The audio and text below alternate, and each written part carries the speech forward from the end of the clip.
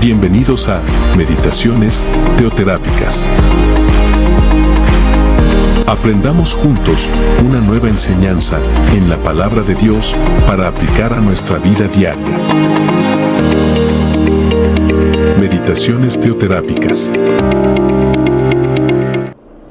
Familia del Senti City, me es un gusto el poder compartir con ustedes este tiempo de meditación. Mi nombre es la pastora Maritza Ganosa del Senti City, Perú. Hoy vamos a hablar acerca de lo que nos habla el capítulo de Santiago 1 y el capítulo 2. Vamos viendo qué es lo que nos dice en Santiago 1. Nos dice: Santiago, siervo de Dios y el Señor Jesús, a las 12 tribus que están en la dispersión, salud. Hermanos míos, tened el sumo gozo cuando os halléis en diversas pruebas, sabiendo que la prueba de vuestra fe produce paciencia, más que la paciencia su obra completa, para que seáis perfectos y cabales sin que os falte alguna cosa. Una de las cosas que nos muestra Santiago en este tiempo es que nos habla, él no se proclama, por ejemplo, como hermano de Jesús, sino un siervo de Dios y del Señor Jesucristo. Jesús no era solamente el hermano de Santiago, pero más importante para él, el que Jesús era su Señor. Reconoció que él era su Señor y su Salvador. Así como nosotros tenemos que reconocer a Jesucristo como nuestro Señor y nuestro Salvador. Cuando él nos habla en Santiago, nos habla acerca de que nosotros vamos a pasar diversas pruebas. Santiago nos dice que las pruebas van a venir, van a ser difíciles. Es un periodo muy difícil. Es un periodo en el cual nosotros tenemos que llenarnos del Espíritu Santo para poder entender y comprender el propósito cuando estemos en estas pruebas. Nos dice que la idea no es fingir ser feliz cuando uno se enfrenta al dolor, sino tener la perspectiva positiva y tener sumo gozo por lo cual las pruebas pueden producir en nuestras vidas. Santiago nos habla acerca de que nosotros debemos de convertir en las dificultades en un periodo de aprendizaje. El tiempo difícil puede enseñarnos ¿qué? La paciencia. Y vamos a hablar acerca de la paciencia. La paciencia proviene de la antigua palabra griega upónome. Esta palabra no describe una espera pasiva, sino sufrir sin rendirse. O sea, nos habla de que la paciencia tenemos que sufrir, pero no rendirnos. Muchas veces cuando estamos en esas pruebas difíciles, ¿qué hacemos? Nos rendimos, nos deprimimos y nos ponemos muchas veces así como Elías se metió a la cueva, en esa depresión. Pero vimos que el Señor Jesús a Elías, ¿qué le dio? Le dio el alimento y le dijo que saliera de la cueva. Es igual, a ti te está diciendo en este tiempo de esa prueba difícil que tú no te tienes que rendir, más bien te tienes que sujetar del Espíritu Santo para levantarte y no desmayar, para no caer en esa depresión. Entonces nos habla acerca no tanto la cualidad que te ayuda a esperar calladamente en la sala de espera de un doctor, sino la cualidad que te ayude a terminar la maratón. Eso es muy importante. La prueba es que te ayude a terminar la maratón, a terminar la prueba, pero con ayuda del Espíritu Santo. Cuando nos dice, sabiendo que la prueba de vuestra fe produce paciencia, la fe también es probada a través de las pruebas. No es producida por las pruebas. Las pruebas revelan qué tipo de fe tenemos. No debido a que Dios no sepa qué tipo de fe tenemos, sino para hacer que nuestra fe evidente a nosotros mismos y a aquellos alrededores de nosotros. Entonces, cuando tú estás en prueba, uno no tiene que preguntarle: Señor, ¿por qué me pasó esto? ¿Por qué sucede esto? No, lo que yo tengo que entender que esa fe me va a producir paciencia.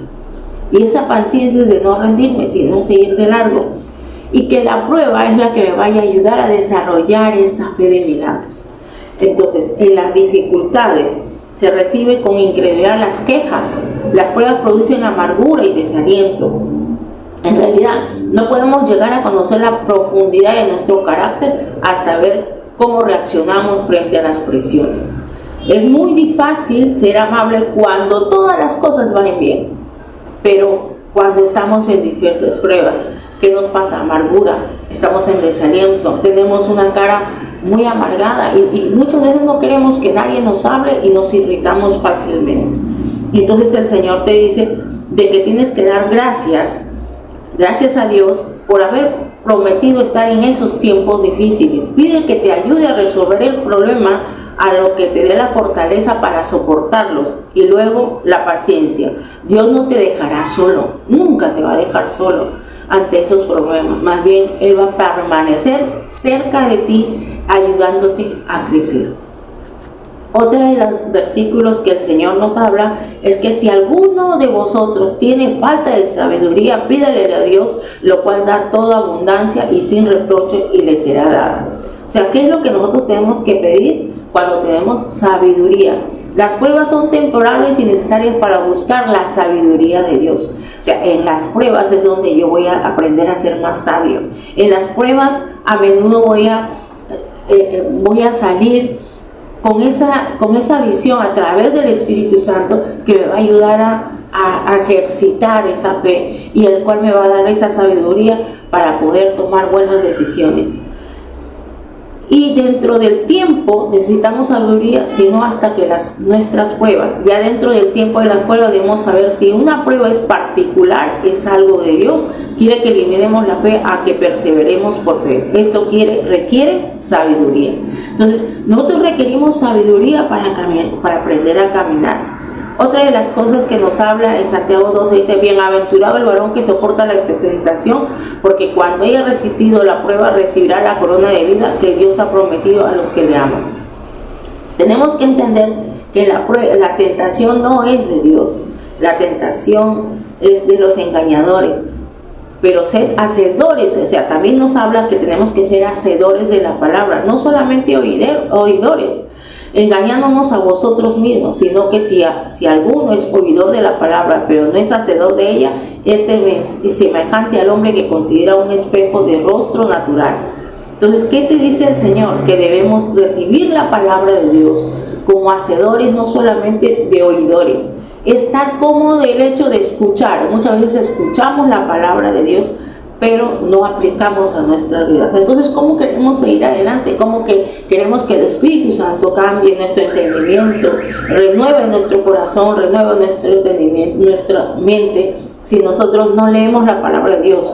Es cierta forma que cuando nosotros nos comunicamos con Dios, cuando oramos a Dios, nos comunicamos con Dios, pero cuando leemos su palabra es cuando Dios se comunica conmigo. Entonces ahí es donde te dice lo que tienes que hacer y lo que tienes que cambiar.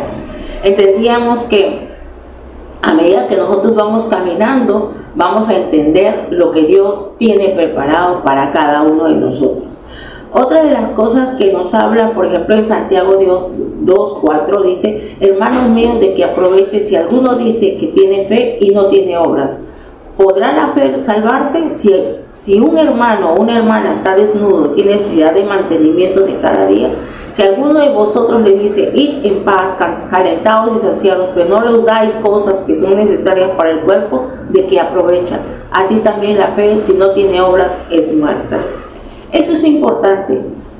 Acá, ¿qué es lo que nos habla Santiago? Nos dice de que piensen que es imposible que alguien pueda ser genuinamente salvo por fe sin tener obras.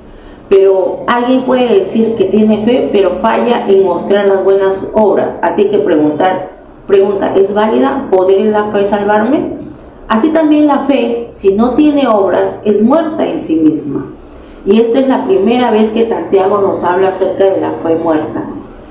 La fe por sí sola no salva, pero se debe ser una fe viva. O sea, yo tengo que ser testimonio de lo que Cristo vive en mí. Ahí es donde yo voy a mostrar esa fe. Muchas veces otros van a creer en ese Dios. O sea, en este tiempo de evangelizar, de ir y predicar la palabra, eso es las obras que te pide el Señor. Podemos darnos cuenta si la fe está viva al ver que esté acompañada por obras, y si no tienes obras, está muerta. Que vale que yo me vaya, congregue a la iglesia, que vaya que yo predique, que vaya que yo muchas veces haga mi devocional, o muchas veces doy temas, pero no evangelizo, no hago que esa fe tenga esas obras agradables y fructíferas para nuestro Padre Celestial. Entonces nos dice acerca de que una fe vive simplemente una verdadera fe. Si la verdadera creemos en algo, entonces seguiremos actuando de acuerdo en ello. Si en verdad podemos nuestra confianza en Jesús, entonces no importa lo que está desnudo y tiene necesidad de mantenimiento, justo como Él nos dijo. ¿Qué nos dijo? Id y hacer discípulos a todas las naciones.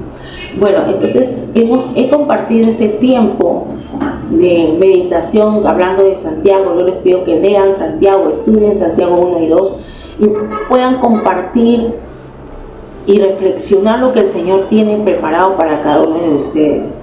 Tenemos que entender que muchas veces leemos la palabra, pero si no somos hacedoras, definitivamente nuestra fe va a ir decayendo. Y en esas pruebas es donde uno no tiene que rendirse, más bien seguir adelante con ayuda del Espíritu Santo. Oremos.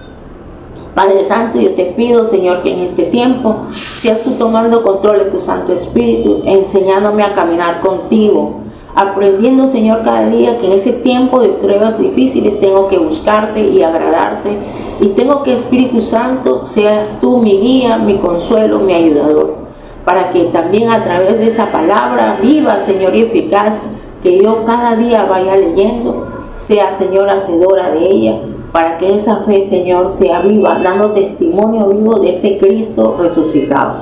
Te doy gracias, Señor, por cada una de las personas que están escuchando esta meditación, y agradecerte para que cada día, Espíritu Santo, tú les enseñes a caminar como Dios quiere que caminen. Hemos orado, Padre, en nombre de Cristo Jesús. Amén. Un abrazo muy especial y que tengan un buen día. Meditaciones teoterápicas.